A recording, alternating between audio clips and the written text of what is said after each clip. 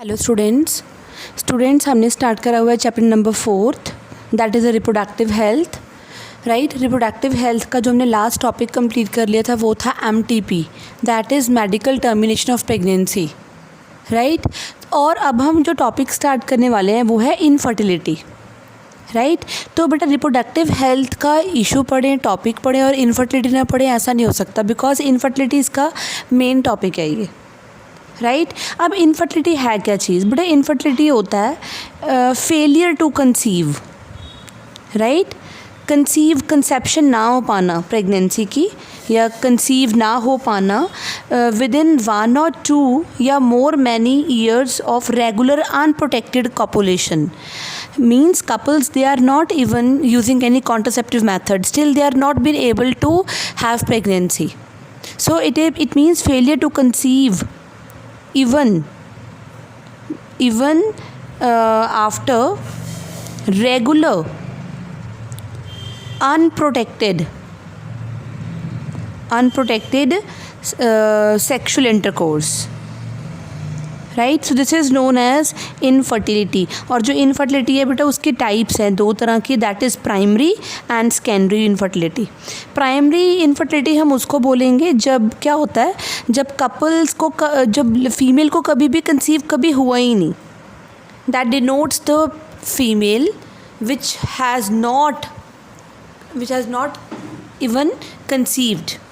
Right, so primary, it denotes the patients who have never conceived, who have never ever conceived। और secondary क्या होगा बेटा? Secondary में होता है कि वो पेशेंट जिनको कंसीव तो हो गया लेकिन अभी फर्दर आगे और जो प्रेगनेंसीज होंगी वो नहीं हो पा रही। सो who have conceived earlier but failure to conceive further. Right, this is known as secondary infertility. Clear?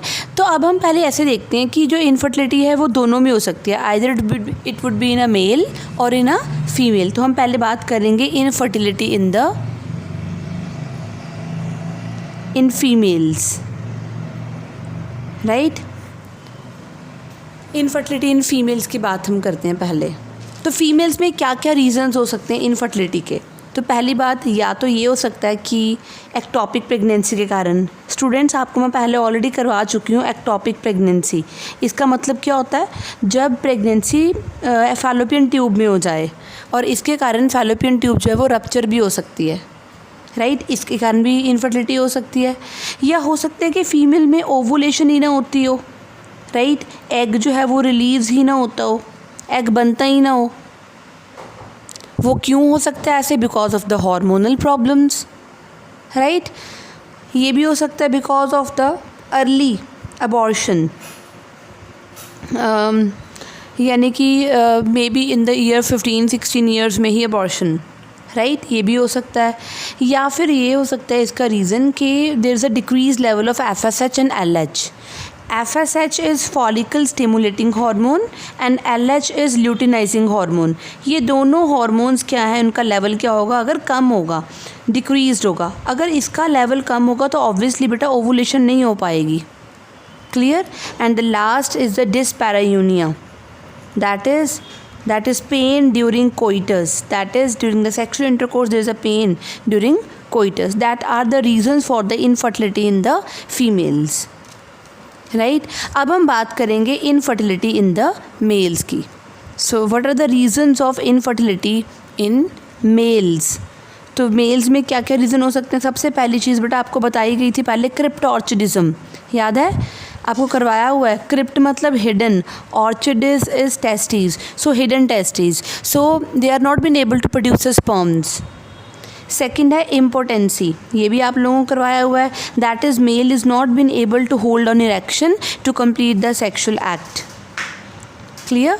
And another is may be the use of drugs, it may be the reason of infertility. Another is a maybe gonadotropin deficiency, that is a deficiency of the hormones gonadotropins. right? So gonadotropin deficiency is the reason also for this. Another reason is the blockage of vas deferens. Students, आपको याद होगा vas deferens का एक और नाम भी होता है, that is a sperm duct, right? So next is the blockage of sperm duct, right? Another is the as ADAM. What is ADAM? Students, मैंने आपको ऑलरेडी करवा रखा है ये ADAM. That is androgen deficiency in the aging males. Androgen deficiency in the aging males, मतलब testosterone का level कम होगा, उसके कारण भी स्पर्म प्रोडक्शन कम हो सकती है, राइट? इसके अलावा और रीज़न क्या हो सकता है? मे बी स्पर्म की मोटिलिटी कम है, right? Sperm motility is less. Okay, तो स्पर्म मोटिलिटी अगर लेस होगी तो भी बेटा जो प्रेगनेंसी है वो नहीं हो पाएगी. Sperm motility is less, right? So these are the reasons of infertility in the males. इससे पहले हमने इनफर्टिलिटी इन फीमेल्स की बात करी थी. Another reason is the thyroid dysfunction, right? तो ये भी हो सकता है कि थायराइड ग्लैंड की माल फंक्शनिंग हो, इसके कारण भी बॉडी का मेटाबॉलिज्म या और जो हार्मोन्स होते हैं वो भी डिस्टर्ब हो जाएं बॉडी में, राइट? तो अब हम बात करेंगे इसके ट्रीटमेंट की. तो पहले हम बात करेंगे ट्रीटमेंट फॉर द मेल्स, कि मेल्स को क्या ट्रीटमेंट दिया जाए अगर ऐसा कुछ होता है तो. सो ट्रीटमेंट फॉर द मेल्स, सबसे पहले बेटा बॉडी में देखो टेस्टोस्टेरोन अगर कम है तो टेस्टोस्टेरोन को हम ऑरली भी दे सकते हैं.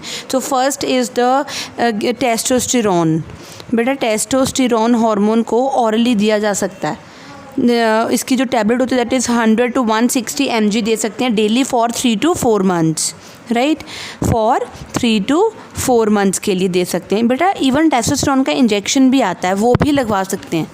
मे बी 1 month में एक इंजेक्शन, डिपेंड करेगा, डॉक्टर प्रिस्क्राइब करेगा कि कितना ज़्यादा कम है टेस्टोस्टेरोन, उसके बेसिस पे. क्लियर?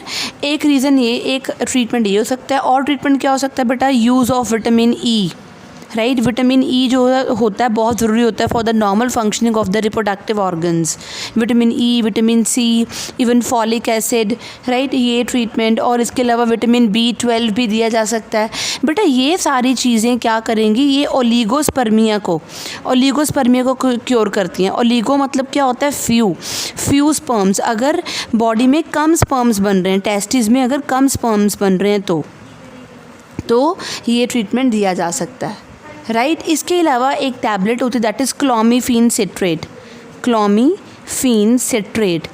बेटा दिस टैबलेट जो है, ये जो टैबलेट होती है बेटा ये प्रिस्क्राइब करी जाती है.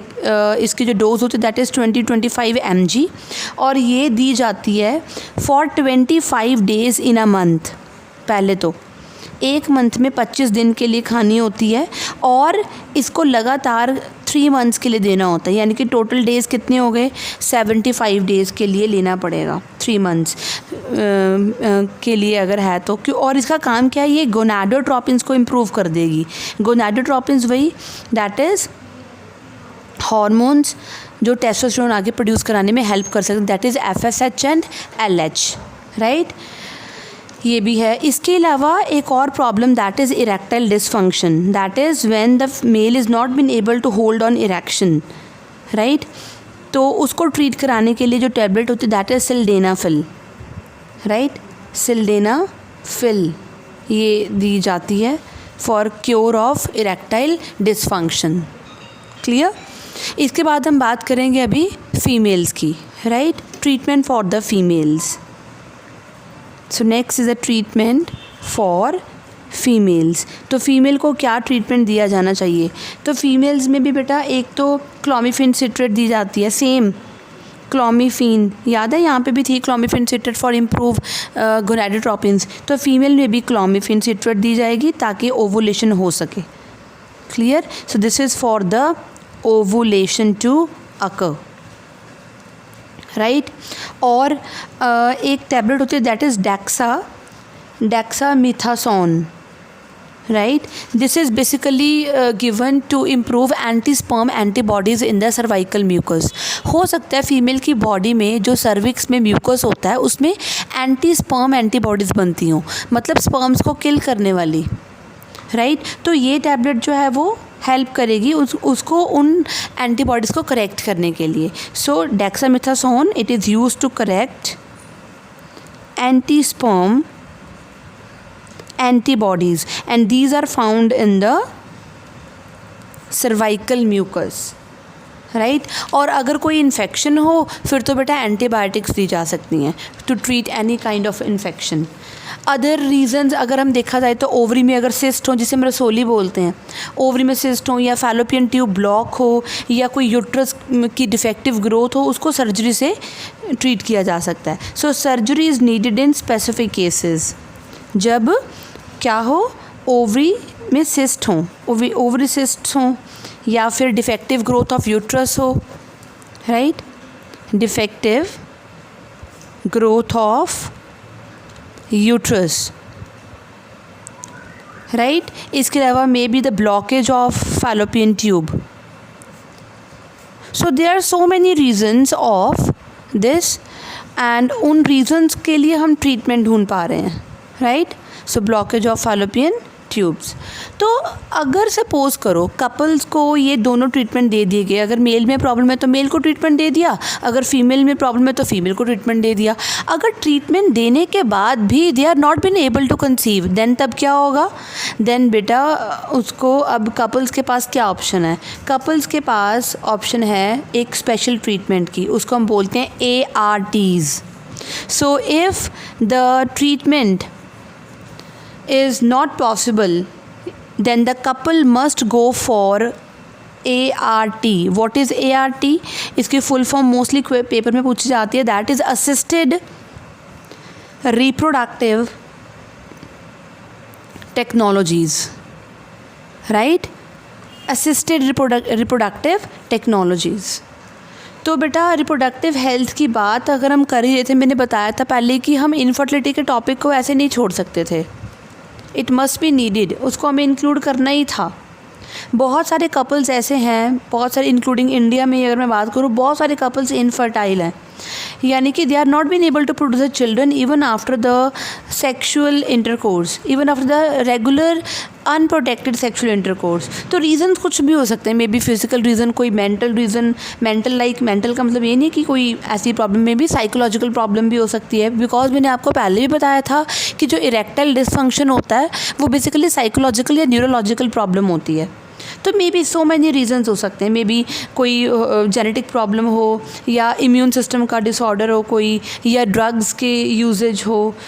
लेकिन इंडिया में क्या होता है, मेनली फीमेल जो होती है उसको ब्लेम करा जाता है for not having the baby.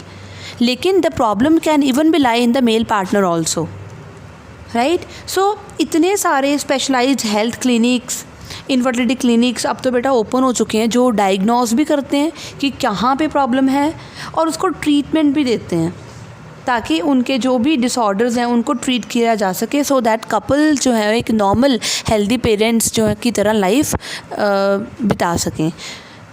Clear. सो जहाँ पे करेक्शन पॉसिबल नहीं होगी, सपोज ट्रीटमेंट दे दिया लेकिन करेक्शन जो है वो पॉसिबल नहीं थी, तो कपल्स को क्या करना पड़ेगा? They must have to go for ART, that is assisted reproductive technologies, right. और अब हम इसी की ही बात करेंगे ARTs की, राइट. तो लेट्स स्टार्ट स्टडी ARTs. बेटा ART क्या है? असिस्ट करना, रिप्रोडक्शन में असिस्ट करना, हेल्प करना, ताकि जो कपल्स हैं they will have the normal baby. तो वो दो तरह की हो सकती हैं, एक हो सकती है इन विट्रो और एक हो सकती है इन वीवो. स्टूडेंट्स ये टर्म्स आपको कब से आती हैं? In vitro and Vivo. +1 में भी बहुत सारी ये टर्म्स आई थी. बेटा इन विट्रो का मतलब होता है जब हम लैब में बात करते हैं, राइट, लेबॉर्ट्री कंडीशंस में बात कर रहे हैं, यानी कि फीमेल की बॉडी के बाहर फर्टिलाइजेशन की बात करेंगे तो वो होता है in vitro. So in vitro means when the fertilization occur outside the females body. When fertilization occur outside the females body, then it is known as in vitro fertilization. मैंने आपको अभी तो बताया था लैब में, लेबॉर्ट्री कंडीशंस में, right.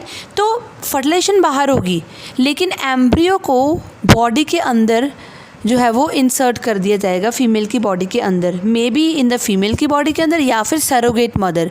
Surrogate mother वो mother होती है जो अपनी वॉम्ब को हम कह सकते हैं कि वॉम्ब में किसी दूसरे का बेबी को इंसर्ट कराएगी, राइट, उसको हम बोलेंगे सरोगेट मदर। क्लियर। तो इन विट्रो फर्टिलाइजेशन तो हम बात कर ही चुके हैं, लेकिन इन विवो क्या होता है? When fertilization occur inside the body of the female. So when fertilization occur inside the body of female it is known as in vivo fertilization. तो बेटा पहले हम स्टार्ट कर रहे हैं in vitro fertilization, right. In vivo हम बाद में पढ़ेंगे, हम बात कर रहे हैं इन विट्रो फर्टिलाइजेशन की। मैं आपको पहले बता चुकी हूँ, here the fertilization occur outside the body of the female, इसको हम IVF बोलते हैं, that is in vitro fertilization, right. और मैं अभी बता के चुकी हूँ कि जो लैब में फर्टिलाइजेशन होगी वो बिल्कुल सिमिलर कंडीशंस की तरह होगी, जैसे कि सिमिलर कंडीशंस फीमेल की बॉडी में मिलती हैं, वैसे ही बाहर कंडीशंस रेडी करनी पड़ेंगी, राइट। यानी कि बाहर क्या बन जाएगा? एम्ब्रियो। फिर उस एम्ब्रियो को क्या कर देंगे? ट्रांसफ़र। किस में ट्रांसफ़र कर देंगे? या तो फीमेल की बॉडी में ही या फिर सरोगेट मदर में, और in the surrogate mother, right. Clear. बेटा ये भी हो सकता है कि जो एम्ब्रियो है उसको फैलोपियन ट्यूब में ट्रांसफ़र करना हो, may be in the fallopian tube और may be in the uterus, किसी भी कंडीशन, राइट। और जब हम ऐसा करते हैं तो उसको हम बोलते हैं test tube baby program. Clear. तो हमारा फर्स्ट इसी का ही इन विट्रो फर्टिलाइजेशन का पार्ट है टेस्ट ट्यूब बेबी, राइट। तो हम स्टार्ट करने वाले हैं टेस्ट ट्यूब बेबी। इम्पॉर्टेंट है ये test tube baby, as a name indicates. तो टेस्ट ट्यूब बेबी में क्या होगा? जो ओवम है और जो स्पर्म है बेटा, उनकी जो मेटिंग है वो बाहर होगी, आउटसाइड द बॉडी होगी, right. So fusion of ovum and sperm occur outside the body of the women and here it forms a zygote, right. उस जायगोट को देन एम्ब्रियो बनने दिया जाता है बाहर ही, राइट। फिर उस एम्ब्रियो को यूट्रस में, फीमेल के यूट्रस में इम्प्लांट कर दिया जाता है। फिर वहाँ पे वो क्या बन जाएगा? एम्ब्रियो से फीटस बन जाता है, राइट। बेटा 2 मंथ से कम, यानी कि अबाउट 7 वीक्स के फीटस को, 7 वीक्स के का जो बेबी होता है उसको हम उसको हम एम्ब्रियो बोलते हैं। उसके बाद वाले जितना भी बड़ा एम्ब्रियो हो जाए उसके बाद हम उसको फीटस बोलते हैं, राइट। अगर तो यहाँ पे जायगोट को अलाउ करा जाए डिवाइड करने के लिए अप टू 8 ब्लास्टोमियर्स, बस 8 ब्लास्टोमियर्स तक बाहर डिवाइड होने दिया जाए, तो फिर अभी 8 ब्लास्टोमियर्स हैं, तो उसको हम कहाँ पे ट्रांसफ़र करेंगे? इन द फैलोपियन ट्यूब, राइट। तो हम उसको किस में ट्रांसफ़र करेंगे? इन द फैलोपियन ट्यूब, और इसको कहा जाता है gift, that is zygote intra fallopian transfer. Zygote intra fallopian transfer, right. इतनी बात क्लियर हुई। लेकिन अगर एम्ब्रियो को मल्टीप्लाई होने दिया जाए to more than 8 blastomeres, right, more than 8 blastomeres, तो बेटा उसको ट्रांसफ़र करना पड़ेगा यूट्रस में। Then it must be transfer to the uterus, और उसको हम क्या बोलते हैं? उसको हम बोलते हैं IUT। What is this? That is intra uterine transfer, intra uterine transfer बोला जाता है, राइट। और जो सक्सेस रेट है इसका टेस्ट ट्यूब बेबी के प्रोड्यूस होने का, वो कितना है? Less than 20% success rate. Clear. और जो फर्स्ट टेस्ट ट्यूब बेबी था उसका नाम था Louise Joy Brown, Louise Joy Brown, और उसका बर्थ हुआ था जुलाई 25, 1978 in the England with the help of the 2 doctors, that is doctor Steptoe and doctor Edwards, right. और इंडिया का जो फर्स्ट टेस्ट ट्यूब बेबी है वो बॉर्न हुआ था अगस्त 6, 1986 में, और वो हुआ था एट KEM हॉस्पिटल मुंबई में, इंडिया का, राइट। और उसका नाम जो है दैट इज़, उसका नाम that is Kumharsha, right. Kumharsha was a name of the baby, first test tube baby of the India. और जो डॉक्टर ने हेल्प करी थी इस टेस्ट ट्यूब बेबी के लिए वो था डॉक्टर इंदिरा हिंदुजा, राइट। लेकिन बेटा अकॉर्डिंग टू सम पर्सनस, कुछ पर्सन ये क्लेम करते हैं कि इंडिया का जो फर्स्ट टेस्ट ट्यूब बेबी था that was born in Kolkata, right. And the name of the baby was Durga, right. लेकिन उसका अब जो नाम दैट इज़ कनुप्रिया अग्रवाल। और जो डॉक्टर ने इसकी हेल्प करी थी, डॉक्टर ने जो क्रेडिट मिला था डॉक्टर को, वो था डॉक्टर सुभाष मुखर्जी। तो अभी भी देखा जाए तो 1996 में कुमहर्षा, राइट। और कोलकाता में वो बात हुई थी that was born on October 3rd, 1978 and the credit was given to doctor Subhash Mukherjee and the name of the girl was Durga. लेकिन जो फर्स्ट टेस्ट ट्यूब बेबी था all over the world was formed in England by Dr. Steptoe and Patricks and its name was Louis Joy Brown, right। इसके बाद का जो topic है वो हम करेंगे अपनी नेक्स्ट वीडियो में।